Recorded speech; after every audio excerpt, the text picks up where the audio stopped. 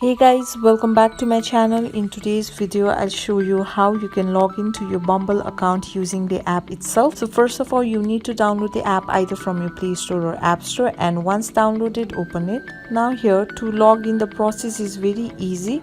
So remember, with what you have logged into your account previously on the first place, I have used my cell phone number, so I'll simply tap on the option and now enter the number with which you have created your Bumble account here, and now tap on the arrow button. So Bumble will actually verify the number, so here tap on the OK option. Now a text will be sent. Now the text has arrived, simply enter the text and afterwards tap on the arrow button once again. Now follow the instructions as asked on the screen and then tap on the arrow button. If you don't understand this, you can also tap on the change code option and another variant will be available here. So now simply tap on arrow button.